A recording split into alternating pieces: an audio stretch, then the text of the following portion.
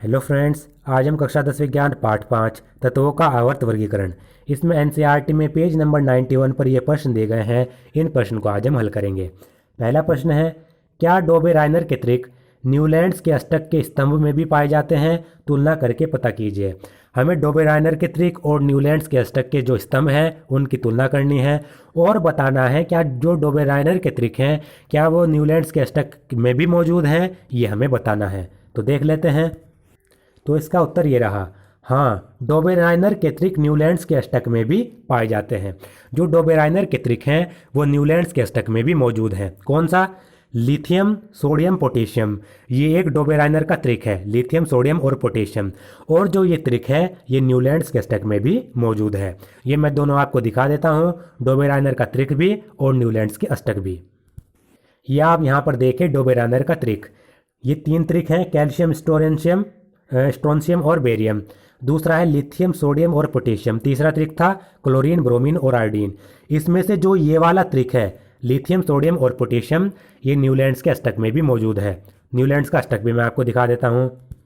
ये रहा न्यूलैंड्स का अष्टक। इसमें से आप देख सकते हैं यहाँ पर लिथियम, सोडियम और पोटेशियम, लिथियम, सोडियम और पोटेशियम, ये डोबेराइनर का त्रिक भी है और ये न्यूलैंड्स के अष्टक में भी मौजूद है। तो इन दोनों की तुलना से हमें पता चला जो ये वाला त्रिक है ये डोबेराइनर का त्रिक ये न्यूलैंड्स के अष्टक में भी मौजूद है। दूसरा देखिए प्रश्न, डोबेराइनर के वर्गीकरण की क्या सीमाएं हैं? जो डोबेराइनर का वर्गीकरण था उसकी सीमाएं हमें बतानी है।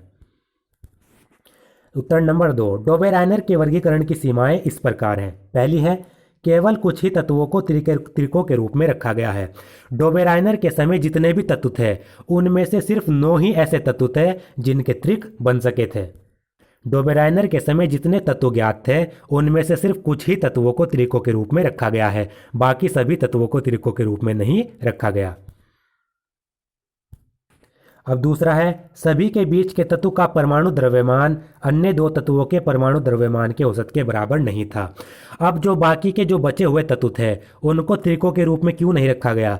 ऐसा इसलिए नहीं रखा गया क्योंकि सभी तत्व के बीच में जो तत्व आ रहा था उस बीच वाले तत्व का जो परमाणु द्रव्यमान था वो अन्य दो तत्वों के परमाणु द्रव्यमान के औसत के बराबर नहीं था।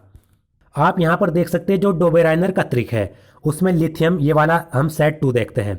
लिथियम, इसका परमाणु भार द्रव्यमान 7, सोडियम का 23, पोटेशियम का 39।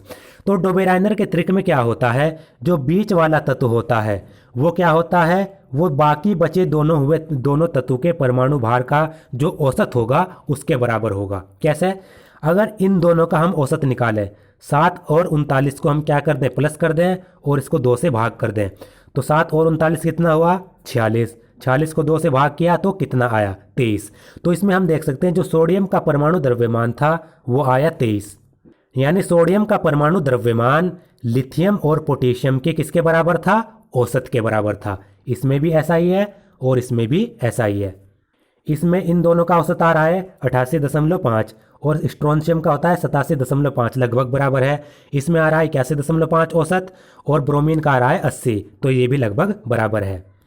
और इन 9 तत्व के अलावा बाकी जितने भी जो तत्व थे उनमें जो बीच का जो तत्व था उसका द्रव्यमान बाकी 2 तत्व के औसत के बराबर नहीं था, इसलिए उनके त्रिक नहीं बन पाए थे। तो अभी एक डोबेराइनर की एक क्या थी, एक सीमा थी। और इसकी तीसरी सीमा है, इसके अंतर्गत केवल 3 ही तत्वों का वर्ग बनाया गया। जो डोबेराइनर के त्रिक हैं उनके अंतर्गत सिर्फ 3 ही तत्वों का वर्ग बनाया गया है, यानी एक त्रिक में सिर्फ 3 ही तत्व रखे गए हैं। तो ये भी एक इसकी सीमा थी। प्रश्न नंबर 3, न्यूलैंड्स के अष्टक सिद्धांत की क्या सीमाएं हैं? अब हमें न्यूलैंड्स के अष्टक सिद्धांत की सीमाएं बतानी है, तो इसकी भी सीमाएं देख लेते हैं। उत्तर नंबर 3, न्यूलैंड्स के अष्टक सिद्धांत की सीमाएं इस प्रकार हैं। पहला, यह पाया गया कि यह सिद्धांत केवल कैल्शियम तक ही लागू होता था तथा इसके बाद के 8वें तत्व का गुणधर्म पहले तत्व से नहीं मिलता है। न्यूलैंड्स के अष्टक सिद्धांत में यह पाया गया कि ये जो सिद्धांत था ये सिर्फ कैल्शियम तक ही लागू होता था। ऐसा इसलिए क्योंकि कैल्शियम से आगे जो 8वां तत्व था उसका गुणधर्म पहले तत्व से नहीं मिलता है।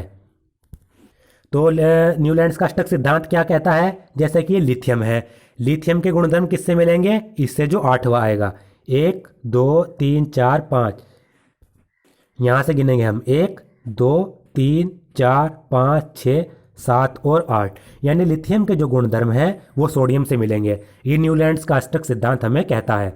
जबकि इसकी सीमाएं क्या हैं? जो न्यूलैंड्स का अष्टक का सिद्धांत था वो सिर्फ कैल्शियम तक ही लागू होता था।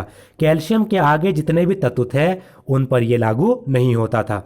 जैसे कि जो ये क्रोमियम है, क्रोमियम के जो गुणधर्म होंगे वो इस जो ये वाई वाला तत्व था इससे नहीं मिलेंगे। कैसे? 1, 2, 3, 4, 5, 6, 7 और 8, क्रोमियम से 8वां तत्व यह है। तो जो क्रोमियम तत्व है उसके सिद्धांत इस वाले तत्व से नहीं मिल रहे थे, तो यहाँ पर न्यूलैंड का अष्टक फेल हो गया। ऐसे ही जो ये Ti है इसके जो सिद्धांत है वो इस आयन यानी इंडियम से नहीं मिलते हैं, तो यहाँ पर भी ये फेल हो गया। मैग्नीज के जो तत्व हैं गुणधर्म हैं वो आर्सेनिक से नहीं मिलते। जो आर्सेनिक है वो क्या है? मैग्नीज से 8वां तत्व है ये वाला, तो इससे भी इसके सिद्धांत नहीं मिलते। तो ये सिर्फ कैल्शियम तक लागू होता था, आगे ये लागू नहीं हुआ, तो यहाँ पर ये फेल हो गया। दूसरा, असमान गुणधर्म वाले तत्वों को एक वर्ग में रखा गया। न्यूलैंड्स में जो असमान गुणधर्म वाले तत्व थे जिनके गुणधर्म नहीं मिल रहे थे उनको भी एक वर्ग में रख दिया गया। कौन कौन से मैं आपको दिखा देता हूँ। यहाँ पर आप देखिए, इसी स्तंभ में फ्लोरीन और क्लोरीन रख दिए गए इसी ग्रुप में कोबाल्ट और निकल रख दिए गए। जबकि कोबाल्ट और निकल के जो गुणधर्म हैं वो कभी भी फ्लोरीन और क्लोरीन से नहीं मिलते। तो देखिए, इनके गुणधर्म अलग, इनके गुणधर्म अलग, फिर भी इनको एक ही स्तंभ में रख दिया गया, तो ये किसकी कमी थी? और एक कमी क्या थी? यहाँ पर आयरन, यहाँ पर कोबाल्ट और निकल। आयरन और कोबाल्ट और निकल के जो गुणधर्म हैं वो मिलते हैं, गुणधर्म इनके मिलते हैं, लेकिन इनको दूर दूर रख दिया गया, अलग स्तंभ में रख दिया गया। ये भी एक इसकी कमी थी। और इसके बाद एक और कमी थी। न्यूलैंड्स ने कल्पना की कि प्रकृति में केवल 56 तत्व विद्यमान हैं तथा भविष्य में कोई अन्य तत्व नहीं मिलेगा, लेकिन बाद में कई तत्व पाए गए जिनके गुणधर्म अष्टक सिद्धांत से मेल नहीं खाते थे।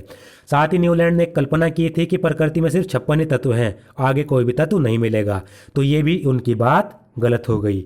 बाद में बहुत सारे तत्व पाए गए जो न्यूलैंड्स के अष्टक सिद्धांत से मेल नहीं खाते थे, तो ये भी एक उसकी कमियां थी।